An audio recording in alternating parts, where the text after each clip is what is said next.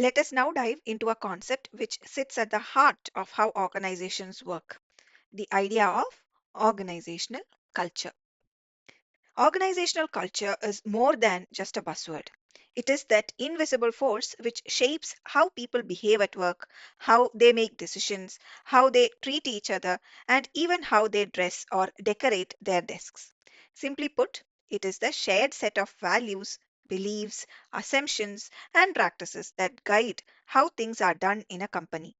It gives employees a sense of identity, belonging, and it influences everything from the day to day interactions to long term strategy. Culture plays two very important roles in an organization. First, it supports internal integration. This means it helps employees feel like they are part of something larger than themselves. When people share a common purpose, belief, or language, they are more likely to trust each other, work collaboratively, and stay committed to the organization. Just like how when we Malayalis see some other Malayalis, especially abroad, and all, the first question we ask is Naatla Evideya, right? And we feel like if we get a hunch that this person is a Malayali, then naturally we are drawn towards them. That attraction already like that attraction as it like that sense of belongingness, no, they that already kicks in. I'm sure that will be the same thing for other language people also, right? Now, second point is that culture supports external differentiation. Think about companies like Infosys or Tata. What sets them apart isn't just what they do, but also how they do it. A strong culture gives an organization a unique identity in the market, which helps attract like minded employees, loyal customers, and even investors. Now, let us talk about uniformity in culture. This refers to how consistently the organization's values and beliefs are shared across departments and locations. When there is a high level of cultural uniformity, employees generally behave in ways which align with the company's values, making it easier to work towards common goals.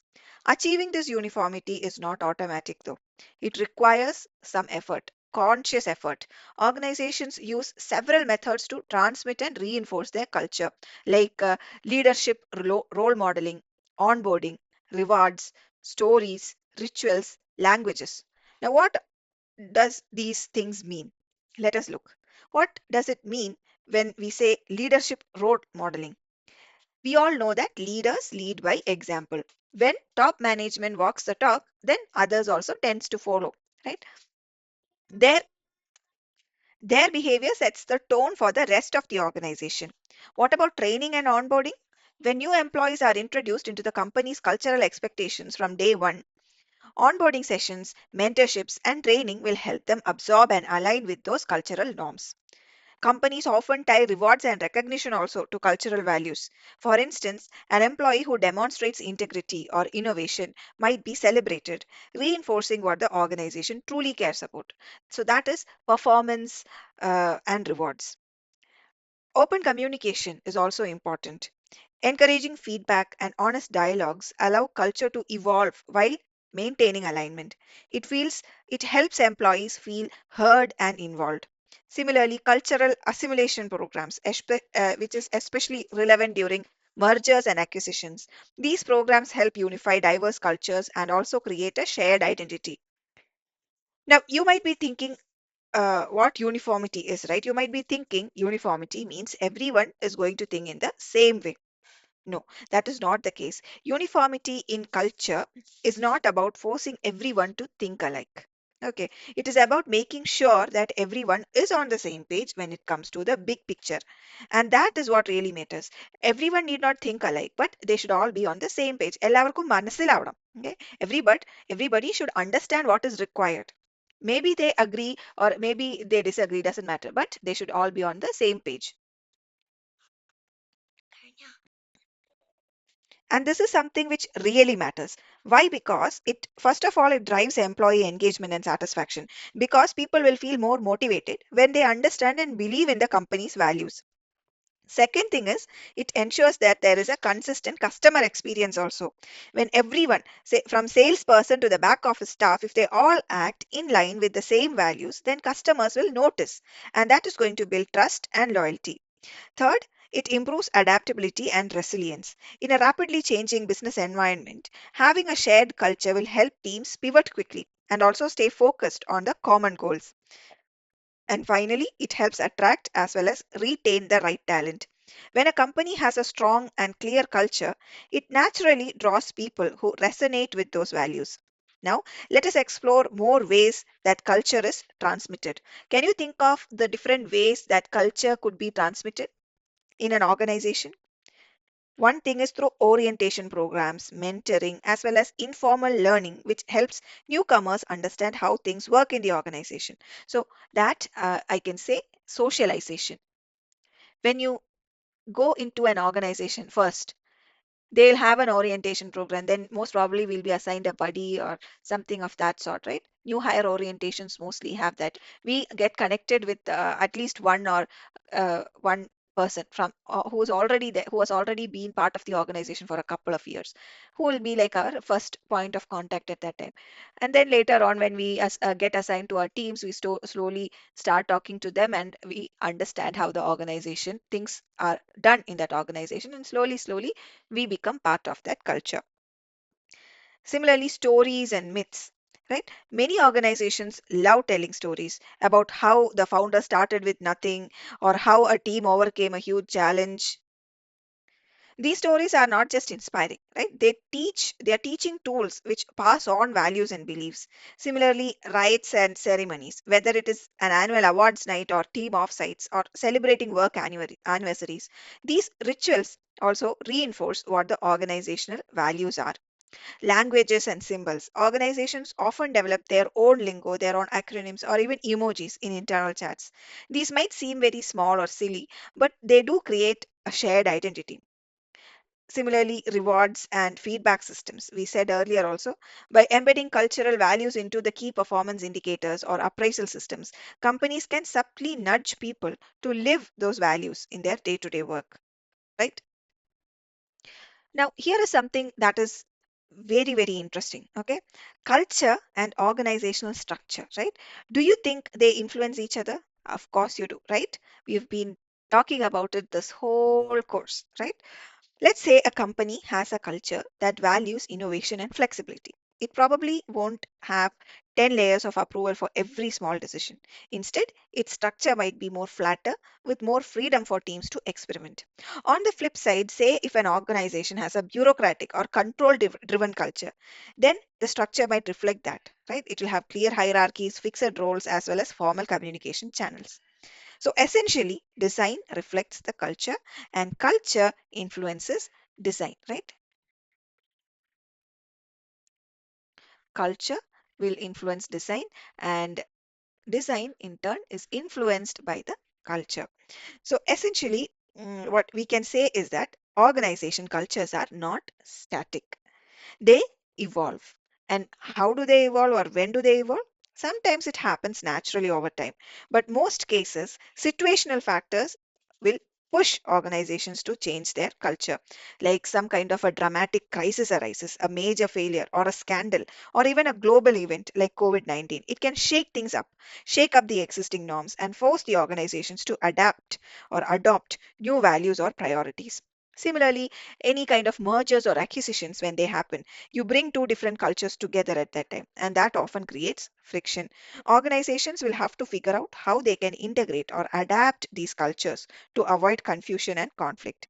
When technological changes happen, right, then that is going to change how we work. Right now, a technological shift is happening. There is a rise of AI.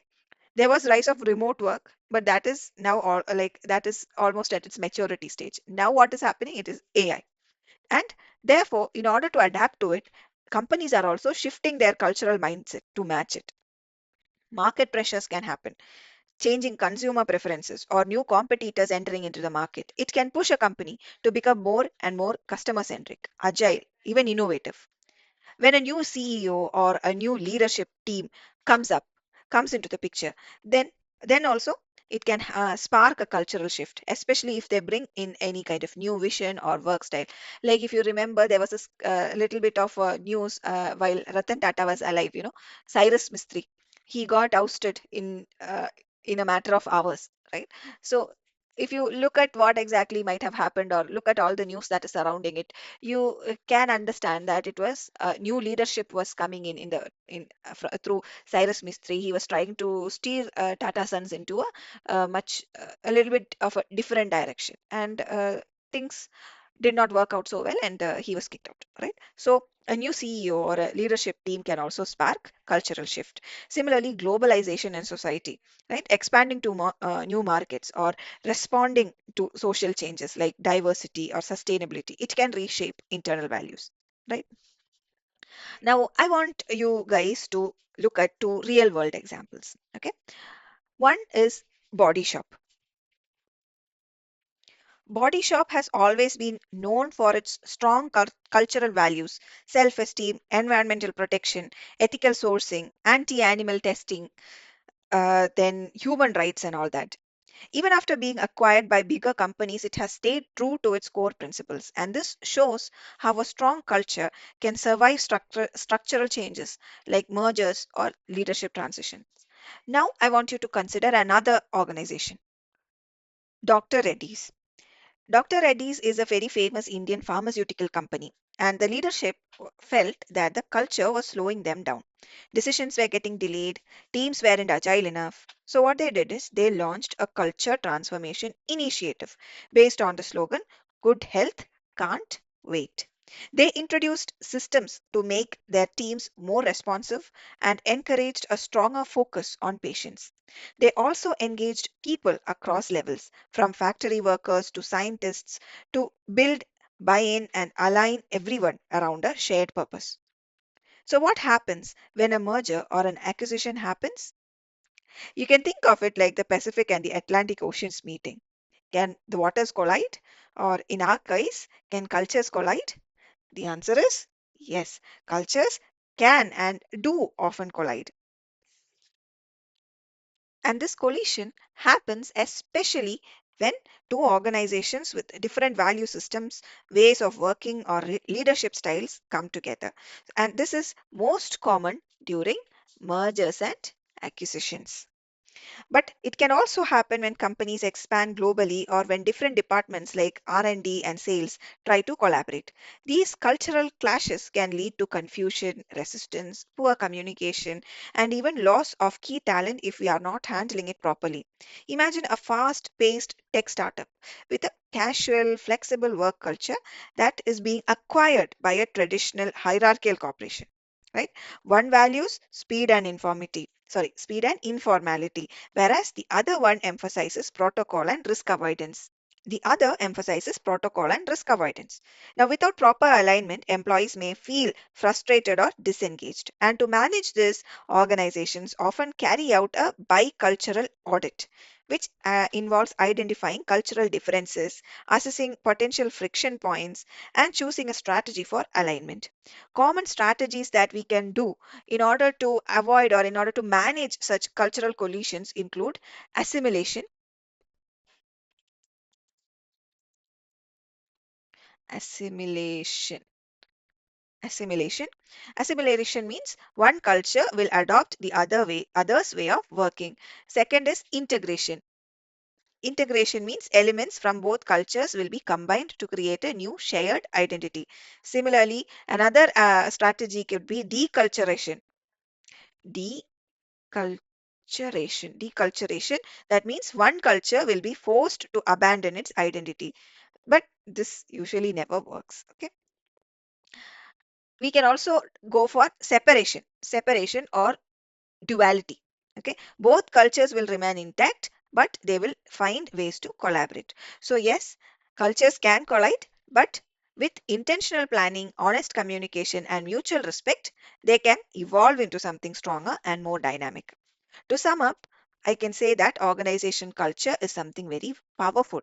It shapes how people think, how they act, collaborate, as well as perform. Now, whether you are building culture from scratch in your organization or you're trying to sustain it through growth or transforming it in times of change, it is a key driver of any organization's structure and success. As future leaders and HR professionals, you will not just observe the culture of your organization, but rather you will be expected to shape it. So please take this course seriously. Understand all the layers of organization design and structure, and always remember culture is not just what is written in posters or vision statements, but it is what people actually live every day. That's it for this session. Until I see you in the next session, thank you so much. Happy learning.